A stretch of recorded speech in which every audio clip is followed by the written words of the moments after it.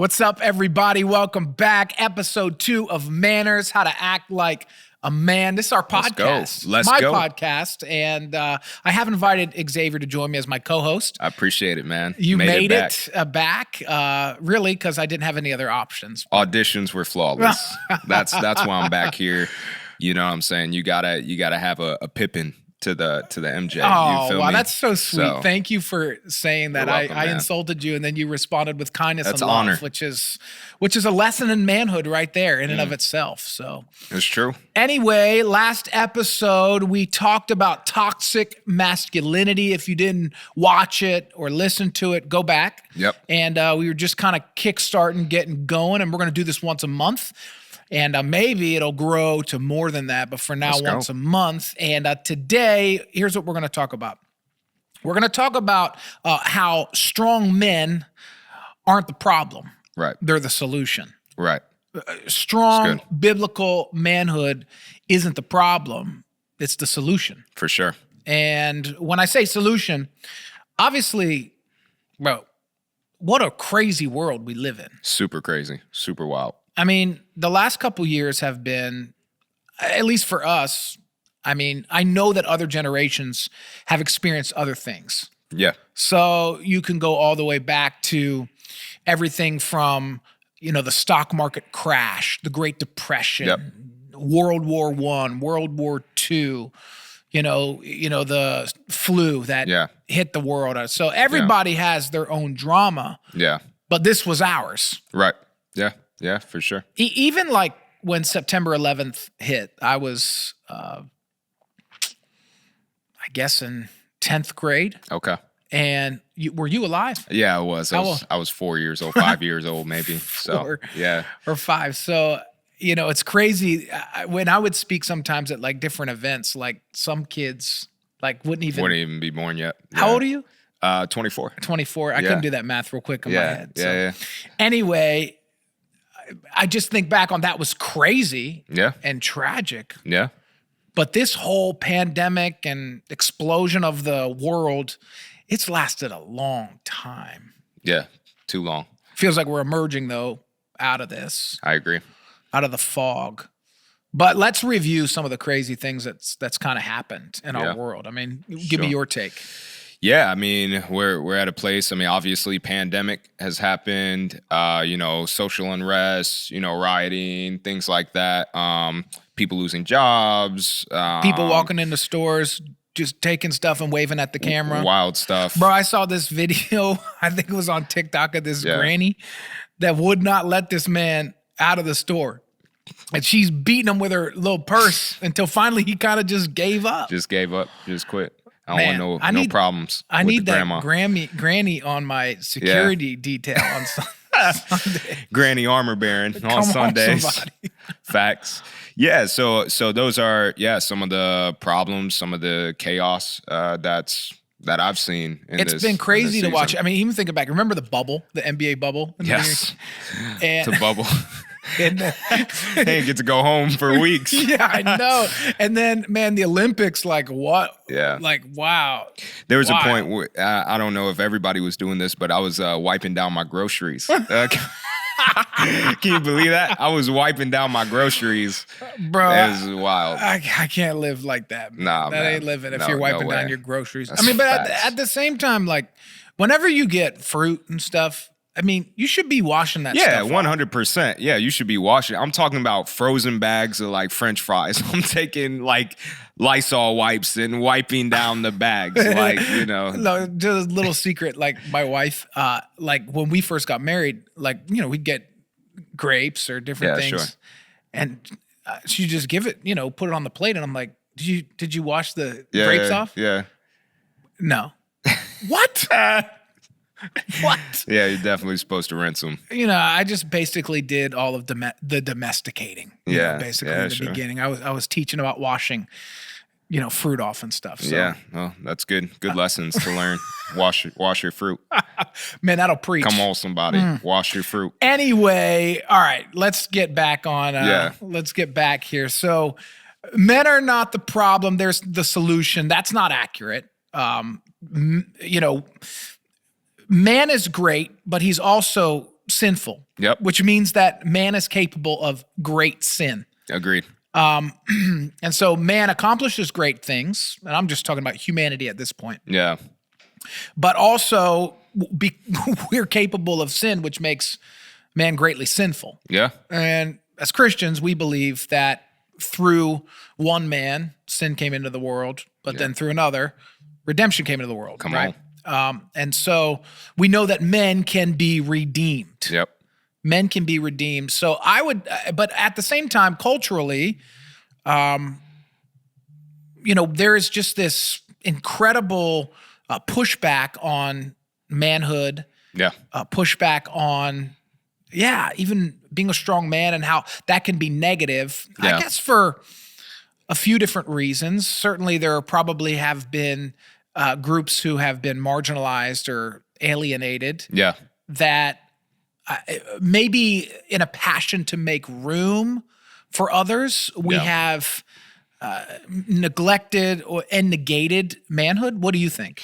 I think in a place of maybe where people are seeking compassion or advocacy for whatever particular, people or group or whatever, I think the easiest way that humans try to do that is by demonizing something. Like that's the easiest way to form an alliance or like to attack something is let's make something the enemy, the opponent in its entirety. And that way it's just going to be quicker turnaround on getting people on board. And so, I think, with that said, okay, let's talk about, manhood and let's try to bring up every single fault of man and be like, well, no, this is the major problem, and when there's a lot of different things that go into it, but they're just going to demonize the whole thing so that way they can move forward. Yeah, we just do that as humans, like naturally. Yep, 100%. So I guess some of the trouble that we've diagnosed or are diagnosing is like, all right, well, just because we need to make room for certain people or certain groups of people doesn't necessarily make males or manhood bad. No, not at all. Both need to happen. Definitely. All right. So when we're talking about the problems in society, obviously, humanity creates issues. Yeah. But gearing in like the gender male. Yep. Certainly, in both instances, male and female create problems and bring sin into the earth. But I think that there's more of a problem in demonizing men. Yeah. Instead of encouraging, developing, raising up, inspiring, praising even. Yep. Men who are good. Yeah. And encouraging other men to be good and great. Yeah, 100%. What would you say? I don't know if you have any data with you. Yeah. But man, is there a lack in our culture because we've put less emphasis on developing strong men? Yeah, there's definitely, there's a lack in our culture. There's problems that have occurred, around the thought of men necessarily being viewed like they're not needed. And any strong male biblical leadership is toxic or any of that stuff. What we see is the repercussions in society when we don't have good men, biblical men, leading amongst the family unit, leading in our churches too, in our churches, in our society. You feel the repercussions of that. I even I see I think it's 1 Peter 3:8. I could be wrong, but it basically Peter is encouraging us to build churches that model the family. Yep. So I would say, I don't have any problem with women being pastors. We have women who are pastors and preachers on our staff at our church. But it's hard to imagine reading that passage, and it's hard to imagine establishing a church without a dad and a mom. Yeah. Yep. I think every great church has a strong dad and a strong mom. Yeah. And other strong dads and moms within. But at the top, at least how we lead with my wife is hey, I'm dad of the house. Yep. She's mom of the house. Yep. And we're together. Yep. But there is some real clear lanes in which we function. Definitely. And I think, I think single moms can lead a great household. No doubt. I come from a single mother household. I just think if there was a choice, a preference, or God's desire is that mom and dad would both be home. Yeah. I think that's the best way to lead your family, to really fulfill God's heart in that. And yeah, I have some stats from fatherlessness in families, and again, I come from a single mother household without a father, and I always wish that I did have a father present. My mom, I love my mom. Yeah. She raised me to the best of her ability.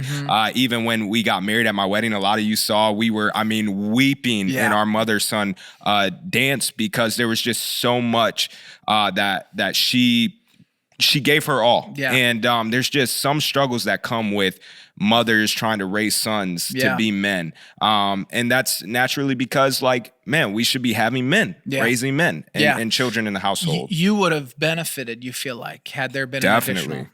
I had to teach myself how to shave. I had to teach myself how to tie a tie on YouTube. I had to teach myself what it meant to be protector and things like that.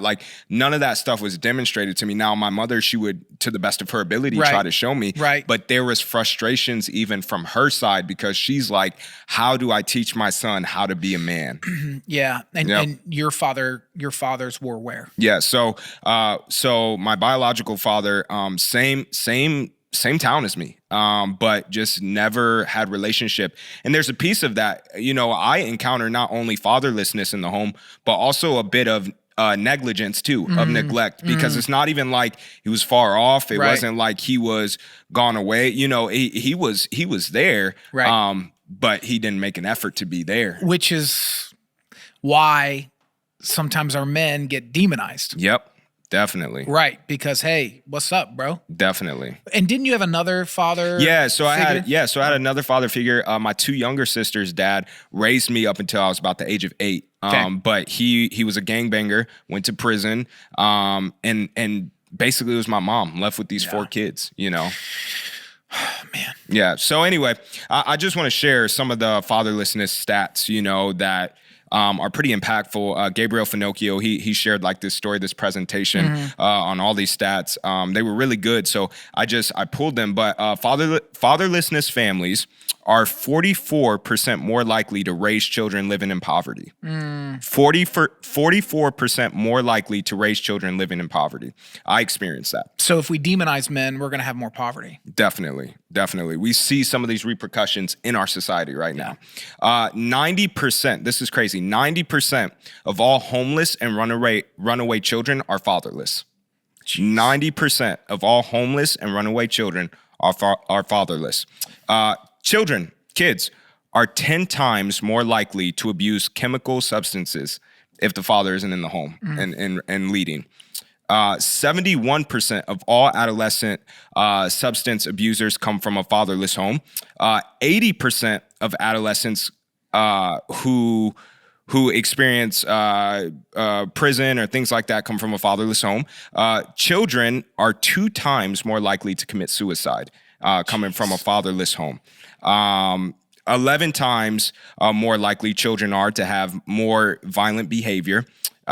20 times more likely to be incarcerated, 9 times more likely to drop out of school, and less likely to attain academic and professional qualifications in adulthood. These are some of the repercussions in our society from lack of fathers and men, being in the home. And Gabriel Finocchio, he said this. He said, yes, we're in a pandemic and stuff, but there's a larger epidemic and pandemic that's going on, and it's fatherlessness in the home. And so, even around the topic that, strong biblical men are the thought that they're the problem and not the solution is just so wrong.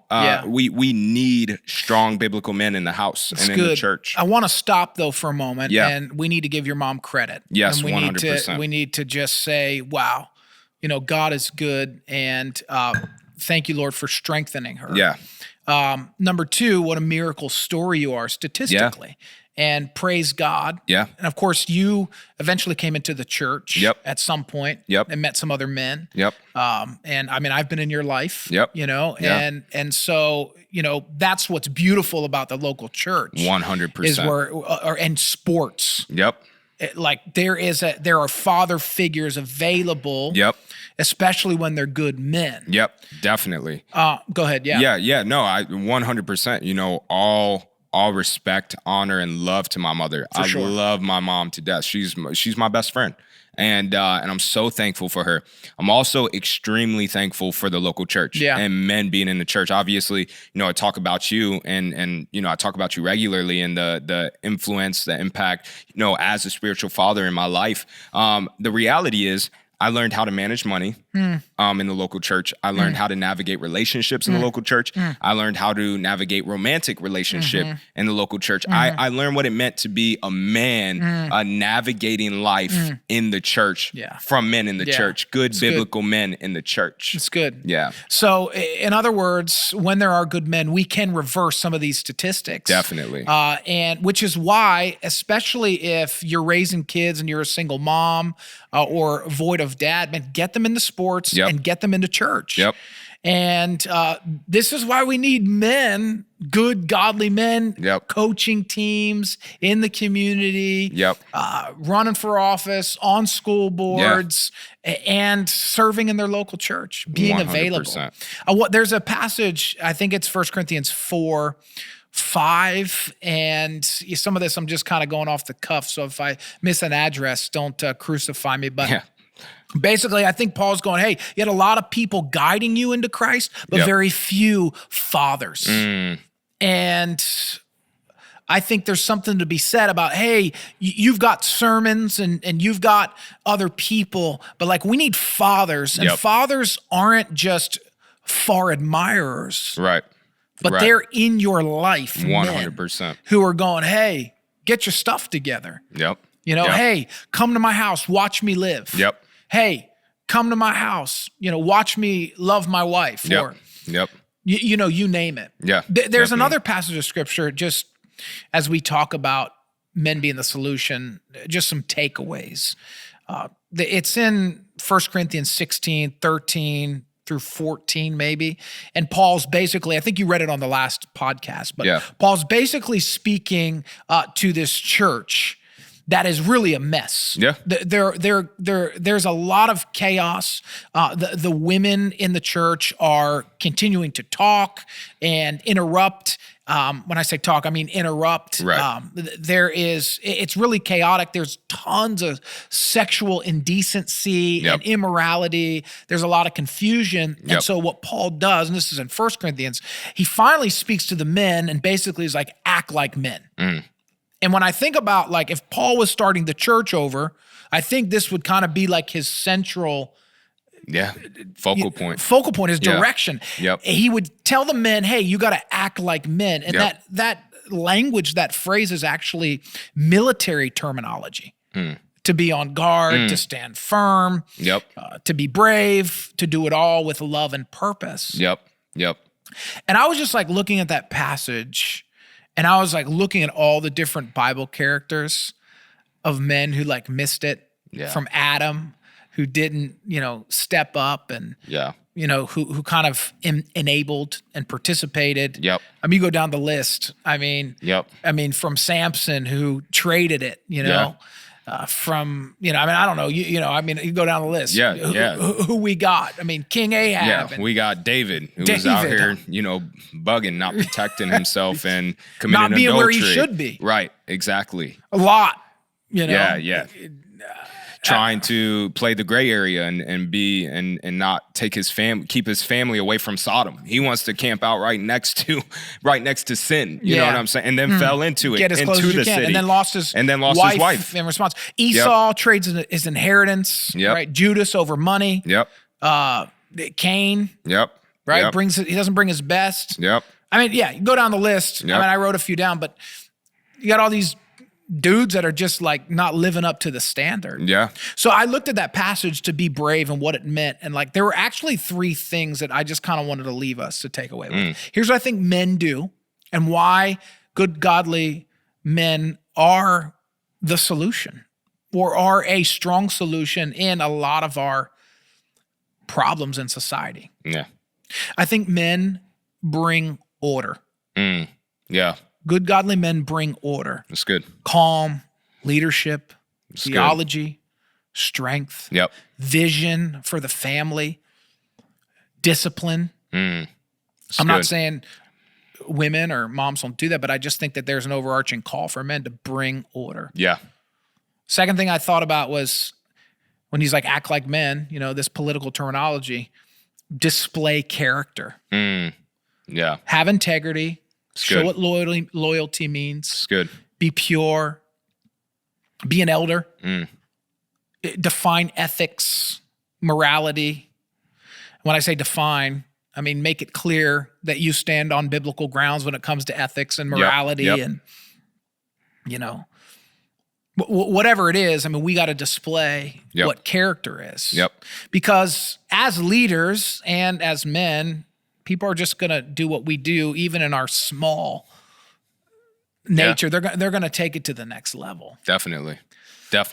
And last little thing before we go is I feel like men really, we can solve a lot of these issues by fighting for the future. I agree. And thinking about the next generation, kind of living with an adventure mindset, a pioneer mindset, carving the path ahead for our families, thinking about money and thinking about how to